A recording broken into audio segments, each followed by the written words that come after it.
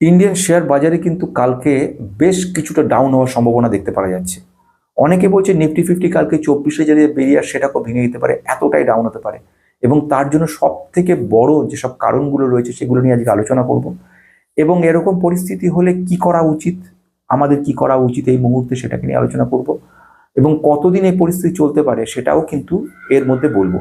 তাহলে প্রথম গুরুত্বপূর্ণ পয়েন্ট দাঁড়াচ্ছে, সেটা হচ্ছে মার্কেটে হঠাৎ করে কালকে কেন আরো বড় পতনের সম্ভাবনা রয়েছে সেটাকে নিয়ে আলোচনা করব। নতুন থাকলে সাবস্ক্রাইব করে রাখবেন, পুরোনোদের অজস্র কমেন্ট শেয়ার আমরা মুক্ত করে আগের মতোই শেয়ার করে দেবেন ভিডিও।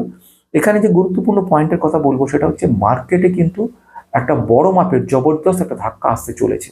এবং তার প্রধান কারণের মধ্যে একটা জায়গা দেখা গেছিল, সেটা হচ্ছে ইরানকে আমেরিকা দুর্বল বলে মনে করে নিয়েছিল, যে কারণের জন্য বিভিন্ন রকম ভয় দেখিয়ে ছোট ছোট আঘাত করে থামানোর চেষ্টা করছিল। কিন্তু দেখা গেল পুরো ঘটনাটা উল্টো। ইরান চেষ্টা করছিল প্রথম দিকে এটাকে খুব ছোট ছোট ওদের যে যুদ্ধ অস্ত্র দিয়ে আটকানোর জন্য পুরোনো দিনের।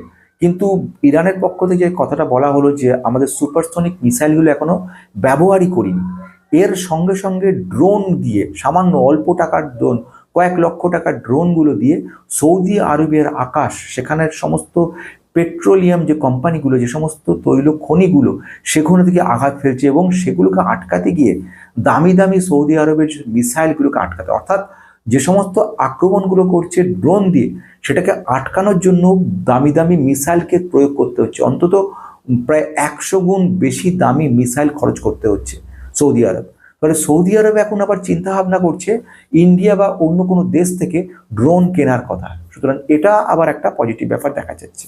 কিন্তু নেগেটিভ ব্যাপার যেখানে, সেখানে ইরান কিন্তু একদমই থেমে নেই এবং সমানভাবে আমেরিকার সঙ্গে যুদ্ধ করে চলেছে, সমস্ত অস্ত্র প্রয়োগ করছে, আরও বড় সমস্ত অস্ত্রগুলোকে প্রয়োগ করা শুরু করছে। ইউএসের অনেক বেশ কিছু ঘাঁটিকে ধ্বংস করার চেষ্টা করেছে, কতগুলো ক্ষেত্রে কাজে লেগেছে। আমেরিকা কিন্তু যেটা দেখা যাচ্ছে বলছে ইরানে আমরা অমুক তমুক ধ্বংস করেছি, কিন্তু আলটিমেটলি সত্যিকারের যে জায়গাটা সেটা কিন্তু কিছুই করতে পারেনি। And yet Iran is giving them a tough fight. Their hits have cost the US military nearly $2 billion in 6 days. 2 billion.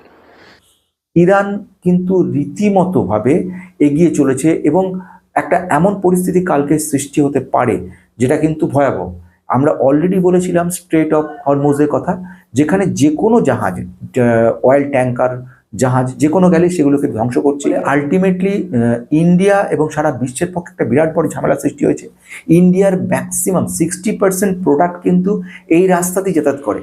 ফলে ইন্ডিয়ার ক্ষেত্রে এটা একটা বিরাট ধাক্কা, তার ইকোনমি ধাক্কা, এবং সেটা কিন্তু তাদের ক্ষেত্রে আমাদের ইন্ডিয়ান শেয়ার মার্কেটেও কিন্তু এটা পড়বেই। এবার আসবো সেকেন্ড গুরুত্বপূর্ণ পয়েন্টের দিকে, সেটা হচ্ছে ফরেন ইনস্টিটিউশনাল ইনভেস্টার। 21,000 কোটি টাকার বেশি অলরেডি তারা সেল করে ফেলেছে। এরকম পরিস্থিতিতে দাঁড়িয়ে থেকে আগামী দিনেও তারা প্রচুর সেল করবে বলে ঠিক হয়ে রয়েছে। এরপরে ডোমেস্টিক ইনস্টিটিউশনাল ইনভেস্টার বিগত 2 থেকে 2.5 বছর ধরে যারা কনস্ট্যান্টলি ইনভেস্ট করে চলেছে, তারা হতাশ হয়ে পড়ছে, কোনো রিটার্ন নেই। কোভিডের সময় রিটার্ন দেখে তারা এসছিল মার্কেটে যে মোটামুটি কিছু না হোক 10 থেকে 12% CAGR আমরা রিটার্ন নিয়ে যাব। দেখা যাচ্ছে কোনো রিটার্নই নেই, উল্টে নেগেটিভ হয়ে গেছে। সেই সময় যারা ইনভেস্ট করেছিলেন এই মুহূর্তে তাদের কিন্তু ম্যাক্সিমামের পোর্টফোলিও কিন্তু নেগেটিভ। তাহলে এইরকম পরিস্থিতিতে দাঁড়িয়ে থেকে ডোমেস্টিক যারা ইনস্টিটিউশনাল ইনভেস্টার, তারা কিন্তু যদি কেনাটা কমিয়ে দেয় তাহলে কিন্তু মার্কেটে ভয়াবহ পরিস্থিতি সৃষ্টি হবে, এবং সেটা যদি হয় তাহলে কিন্তু এমন একটা রিভার্স সিচুয়েশন তৈরি করবে যেটা কিন্তু আরও পতনটাকে অনেক বড় মাপের তৈরি করে দেবে। এবং সেটার ফলে আরও যারা আছে তারা প্যানিকড হবে, তারাও লসে সেল করা শুরু করবে। এটা আলটিমেটলি একটা বড় জায়গা ধাক্কা তৈরি করে দেবে। এরপরে হচ্ছে রুপি কিন্তু কনস্ট্যান্টলি ডাউন হয়ে গেছে, রুপি কিন্তু নেমে চলেছে।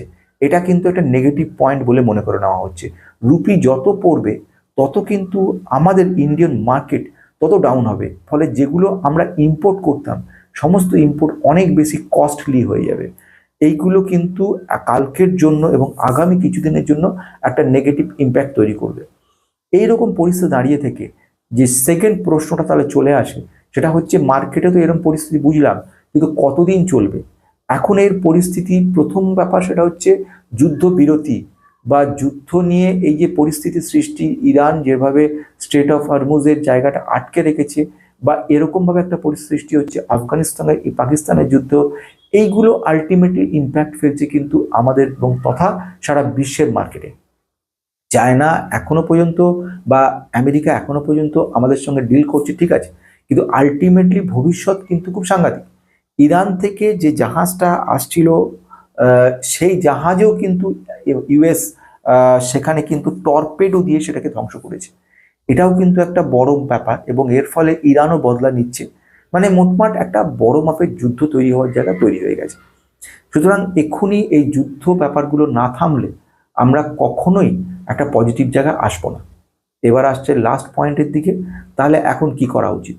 এখন আমার নিজস্ব মত অনুযায়ী, সম্পূর্ণ আমার মত, কোনো রকম ইনভেস্টমেন্ট করাটা নতুন করে উচিত নয়।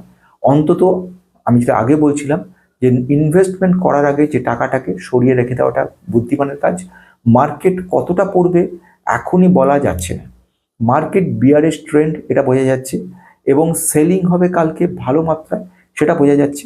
সব স্টক সব সেক্টর নয়, কিন্তু বেশ কিছু যেরকম ক্রুড অয়েল রিলেটেড যেসব সেক্টরগুলো রয়েছে, যেরকম পেইন্ট সেক্টর একটা বড় মাপের ধাক্কা আসবে।